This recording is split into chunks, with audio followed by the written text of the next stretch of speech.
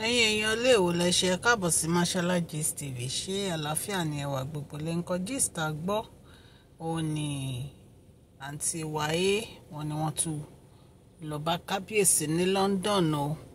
mo rẹ̀ pé ìgbà tí kábíyèsí kúrò ní Àbújá wọ́n lọ sí London. wọ́n nígbà tí àǹtí wá dé London wọ́n ní wọ́n lọ bá kábíyèsí ní ibi tí wọ́n dé sí. wọ́n ní ṣùgbọ́n Dr. Lizzie ò jẹ́ kí àǹtí wa wọlé. wọ́n ní àǹtí wa wà níta for 4 hours. wọ́n ní ìgbà tí àǹtí wa tán try láti pè kábíyèsí lórí fóònù, wọ́n ní kábíyèsí ò gba aago, wọ́n ní kábíyèsí ò dẹ̀ sọ nǹkan kan. wọ́n ní ìgbà tó yá àǹtí wa dúró nígbà tí wọ́n ráyè rí kábíyèsí, wọ́n bínú wọn lọ. wọ́n ní wọ́n tún wá padà wá. wọ́n ní nígbà tí wọ́n padà wá, wọ́n ní kábíyèsí ti wá bá wọn sọ̀rọ̀.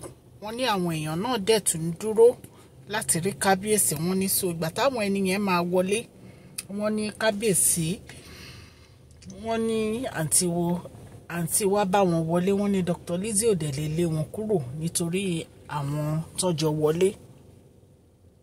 wọ́n ní so wọ́n ní wọ́n dúró for 9 hours wọ́n rí títí di alẹ́, títí dago 9.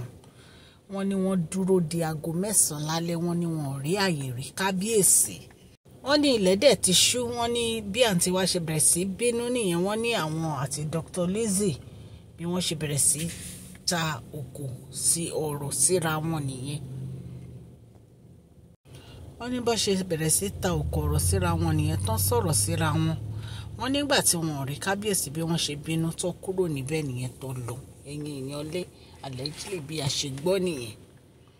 ẹ mọ̀ pé èní kọ́ ni àǹtí wáyé ti máa ń lọ bá kábíyèsí ní gbogbo ibi tán bá lọ.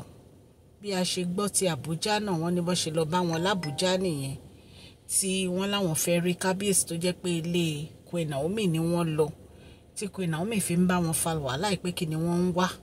tí màmá West Ajayi náà sọ pé ìbọn ṣe wá sílé Queen Naomi yẹn kò dáa, pé bí ìgbà tó yẹ pé èèyàn kàn ń yọjú síbi tí ò ti yẹ kéèyàn yọjú ni. ẹ̀yin èèyàn lé kì í ṣe nǹkan kékeré rárá ni ọ̀rọ̀ yìí. ẹ jẹ́ kí n kí ẹ̀yin olólùfẹ́ mi ní ilé lóko àtìlẹ́yìn òde wípé ẹ káàbọ̀ sí Mashola Gist TV. Mashola Gist TV. Àtúndé, Mashola Gist TV. Àtúndé bí a ṣe ń dé, a kí ọmọdé, a kí àgbà. ẹ káàbọ̀ sí Mashola Gist TV. Mashola dé o, Àtúndé, àgbétutù dé, àmú gist alálùbáríkà wá fún yín lórí public gist, lórí royal gist, lórí celebrate gist. Mashola Àtúndé o, Àtúndé, Mashola Gist TV. Àtúndé, a kí àgbà, a kí ọmọdé, a kí obìnrin, a kí ọkùnrin. Mashola Gist TV. Àtúndé. ẹ̀yin èèyàn lé, orúkọ mi ni Mashola. Yorùbá ni mo máa ń sọ lórí channel yìí. mo máa ń sọ Yorùbá nítorí àǹfààní àwọn tí wọn gbọ́ Gẹ̀ẹ́sì àti fún láti gbé àṣà àti èdè wa ní arugẹ. ẹ̀yin èèyàn lé, tẹ́ ẹ bá tí subscribe, kẹ́dẹ̀ tẹ notification bell yín so that a bá ti post any gist ẹ máa rí. à ń sọ̀rọ̀ nípa celebrity gist, royal gist, politics àti gbogbo nǹkan tó ń ṣẹlẹ̀ ní agbègbè orílẹ̀-èdè bàbá wa ní ilẹ̀ Nàìjíríà.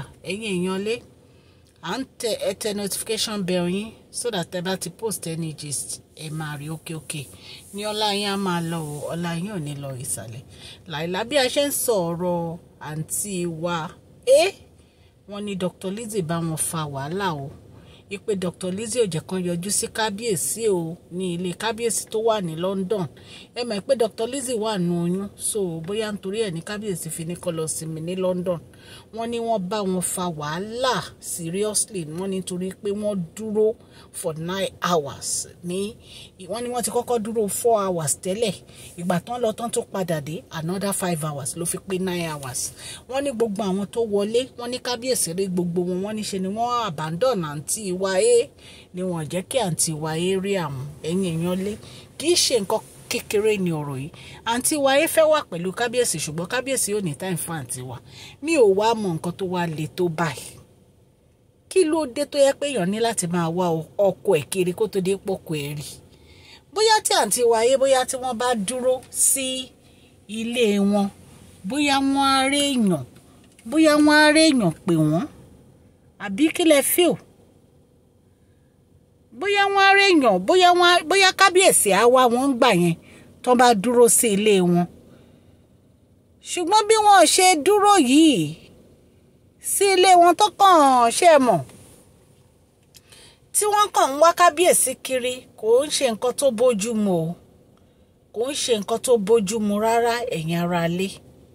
So right now bí a ṣe gbọ́ nìyẹn o, tán ní àǹtí Wáyé wọ́n ní ṣe ni kábíyèsí náà abandon wọn o, ipe kábíyèsí ò jẹ́ kí wọ́n rí àwọn, ipe wọ́n dúró for 9 hours kó tó dé pé wọ́n rí kábíyèsí. Ẹ̀yin èèyàn lé, bí a ṣe gbọ́ nìyẹn, ní kí amújísítì wá fún yín allegedly bí a ṣe gbọ́ ni o. Ọlọ́run Elédùmarè á wà pẹ̀lú gbogbo etí tó ń gbọ́ mi o. Ní agbára Ọlọ́run, òkè òkè ni ọlá yín á máa lọ o, ọlá yín ò ní lọ ìsàlẹ̀. Please share this video, like and subscribe. Ẹ má gbàgbé kẹfù fídíò yìí ní thumbs up o. God bless you all. Mashola Gist TV, love you all.